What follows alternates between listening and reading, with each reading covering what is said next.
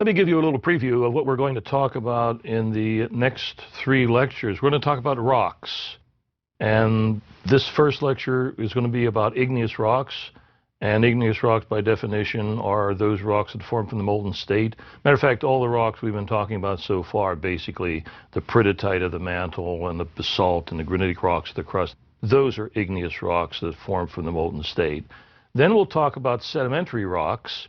Sedimentary rocks are rocks that form from the products of weathering. Now, we haven't talked about weathering yet, but here's what weathering is. It's simply processes that go out and attack rocks, either physically or chemically, rip them apart, decompose them. And if you take all those materials and put them back together again, then you have a sedimentary rock. The metamorphic rock will be the last of the 3 lectures. Metamorphic rocks are rocks that form from any other kind of rock as a result of subjecting the rocks to very high pressures and temperatures and what they call chemically active fluids, which turns out to be hot water. And the original minerals are recrystallized in the solid state. They can't melt because then you're heading for the igneous rock category. But in the solid state, and the rock that would finally form would be metamorphic rocks. Now, to just give you an idea of the relative importance of these, if you consider the crust of the Earth, about 80% of the crust is made up of igneous rocks, well, that we've already pointed out, basalt and granitic rocks. Metamorphic rocks makes up about 15% of the crust, and we'll find out that those are almost always associated with former zones of subduction now exposed at the surface. And the sedimentary rocks, interestingly enough, only represent 5% by volume of the crust. But here's the important thing. 75% of the land surface is covered with them. So that means wherever you go in the world, chances are 75% of the time you're going to be surrounded by sedimentary rocks. So that gives you some idea of what we're going to do in the next 3 lectures. But on to igneous rocks. Igneous rocks basically are classified based upon 2 criteria: texture and composition. Let's take texture first. What texture refers to is what the rock looks like when you hold it in your hand.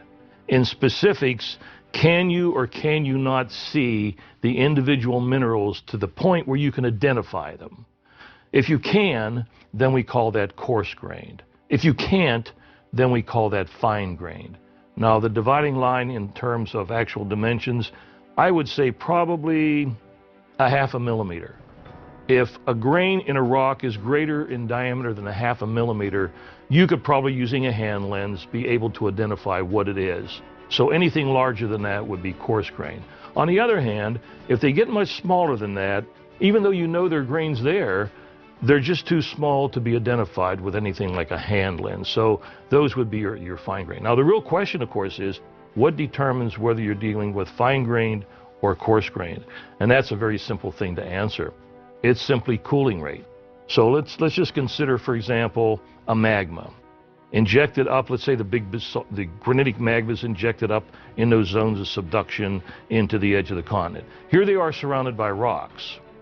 Well, rocks are pretty good insulators. So the result is that as these things cool, and they will, the rate at which the heat will leave the mass of molten rock is going to be very, very slow, because the fact that these rocks adjoining them are good insulators. Remember, that's why you put rocks around your house as insulators. So the idea is that if you cool things very, very slowly, picture now what's going to happen. Things are going to start crystallizing out of solution. Minerals are going to start forming out of this molten mass. Now, they're forming very slowly, so that there's plenty of time. So we don't have to have a lot of them coming out at any one time. And individually, they can grow fairly large before they start running into each other, and until the whole mass is finally solidified. But in the meantime, you've got a rock that basically is coarse-grained. Consider, for example, a granite. You may have granite countertops in a kitchen. Well, if you look at granite, or even in a tombstone, you can actually see the grains and you can identify them. For example, if you look at a typical granite, there'll be some grains that you'll see that are sort of a translucent gray color. That's the quartz.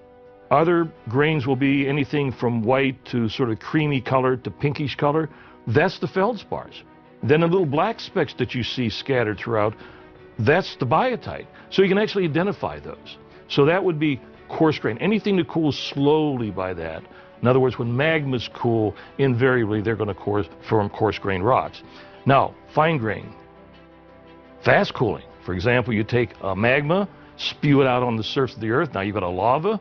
It's exposed to the atmosphere. The atmosphere is a really pretty good coolant. I mean, how many times have you blown on a coffee cup trying to cool it down before you can drink it? Okay, the air is a pretty good coolant. Better yet, underwater, like at the oceanic ridge, pretty good coolant there. It's going to cool very, very fast. Well, if that's the case, you see, here's this molten mass. It's going to cool fast. It hasn't got time, you see, to make all those big crystals. So what happens, you make lots and lots of crystals simultaneously, no one of which has time to grow into any real size before they all run together and form the solid mass. And so you've got a fine-grained rock.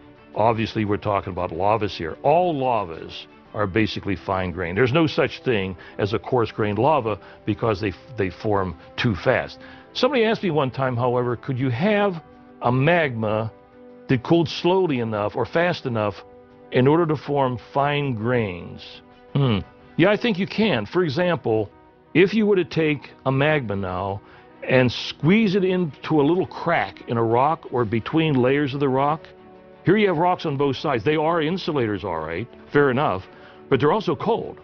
And as a result, the heat will leave that molten mass pretty fast, and so the result may be that although this thing is solidifying underground, which by definition would be a magma solidifying, you still could have a very, very fine-grained rock. So it is possible to have fine-grained rocks solidifying underground from magmas. But generally, when you see fine-grained rocks, instantly you think of lavas. Okay, that's texture. So that's a very simple thing. So in our classification scheme, ultimately, we're going to talk about fine-grained rocks and coarse-grained rocks. The other thing we're going to talk about is composition. Now, your igneous rocks are made up, once again, of those 9 silicate minerals we've been over before. Now, I want to talk a little bit about crystallizing things out of solution. And I really don't care what it is. Every material has a freezing point and a melting point. Now, these are physical properties, freezing point and melting point. They're dependent upon 2 things, composition and crystal structure. Now, I'm always sort of amazed to find out how many people think melting points and freezing points for a given stuff are 2 different temperatures. Well, they're not. They're the same temperature. It simply depends upon which direction you're going. If you're going from the solid phase to the liquid phase, then we call that temperature of transition a melting point. If we're going from the liquid to the solid phase, then we call that temperature of transition a freezing point. They're the same temperature. For example, water and ice. Ice melts at 0 degrees centigrade to water, but water freezes at 0 degrees centigrade to ice. So it depends upon which way you're going. But the important thing is they are physical properties. Everything has its own physical properties. Everything has its own freezing point and melting point. So now we're going to talk about precipitating these 9 minerals out of this molten mass. And the first thing I want to consider is a magma, a hypothetical magma, because this magma does not really exist, and we'll talk about that. But I want you to consider a hypothetical magma in which all the ingredients are there to make all 9 of those silicate minerals we've already talked about. And you're going to cool this magma down. Which of these scenarios do you think would be the case, most likely?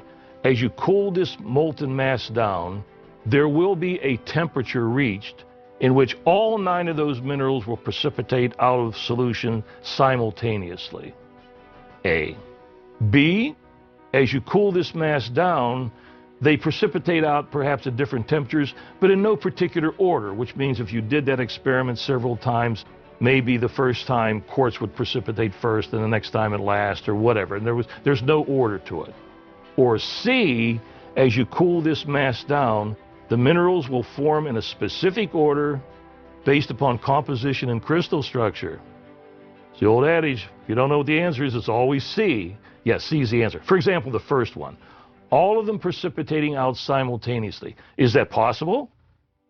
Well, yeah, it's possible if they all have the same freezing point and melting point. Is that, can you have two things that have the same freezing point and melting point? Yeah, because remember now, it's two things combined to determine the freezing point and melting point. So it is fortuitous, granted, but you can indeed have two totally different materials that just because of the combination now of those two would have the same freezing point and melting point. So I have no problems with that. But the question is, statistically, what do you think the possibilities are of having 9 minerals, all of totally different compositions, and we talked about how different the structures were. What do you think the possibilities are statistically that those 9 minerals would crystallize at the same temperature? I don't think very, very good. So that's out. The other one about them coming out sort of at a random, not really making much order or whatever, that's sort of out too, because what that says is the first time you ran this experiment, mineral A had a certain freezing point. The next time you ran it, it had another freezing point. Well, freezing points are physical properties. In order to have a change in that physical property, freezing point, that means you had to change at least the composition or the structure, which you've done neither. So the idea of some kind of a random thing, that is not going to work. The answer, of course, is they will indeed precipitate out in a specific order according to composition and crystal structure. The real question, obviously, is what that order is going to be. Well, the guy who asked that question was a mineralogist by the name of Bowen.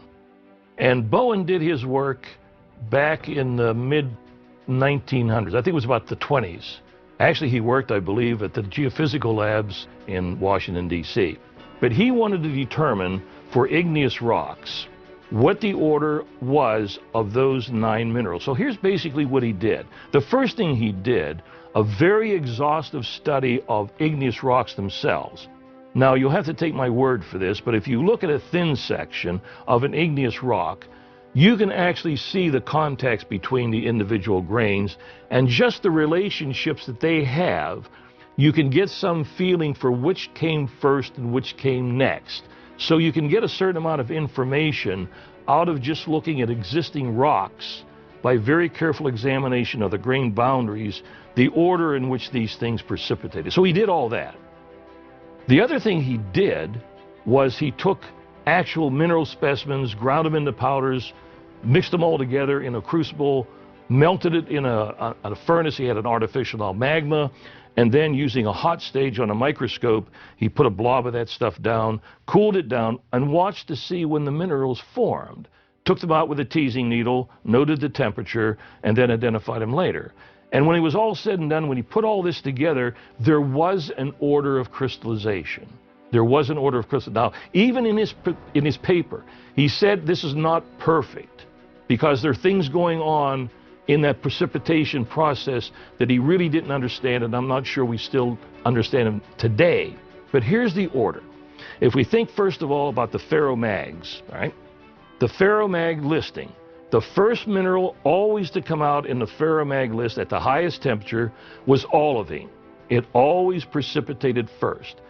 Followed in order by augite, followed next by hornblende, and followed last by biotite. Now, that's the reason why I put them in that order, because that is, in fact, the order of crystallization. Olivine has the highest temperature of crystallization, freezing point, and biotite of the 4 has the lowest. So that's the order in which the ferromags precipitate out. Now, where do the non-ferromags fit into this scheme? Well, here's what I want you to do. Picture the first column, olivine, augite, hornblende, and biotite. And I want you to picture now a line sort of dotted across between olivine and augite over to the right, and over there put anorthite. Now, that's my way of saying that as the temperature's dropping, remember now, temperature's dropping top to bottom, olivine is always the first one. The next one to precipitate out on the non-ferromag side, the first one over there is anorthite. And then as you go down through the list, what I want you to do is picture across from biotite, put albite over there. So note what this little picture now says. As your temperature drops down, what you're seeing in the non-ferromags is that the first non-ferromagnet that precipitates out is anorthite, the calcium plagioclase. The last plagioclase feldspar that precipitates out is the sodium plagioclase, albite, but there's a range over which they precipitate out. And then finally, the last three minerals come out: orthoclase, the potassium feldspar, muscovite, and finally, at the very, very bottom, quartz. So there was his list. Okay. Now, we proposed a magma out of which all these could come. There is no such magma. There is no magma that contains all the stuff that would produce all of those out of the same magma. Here's what we know, though.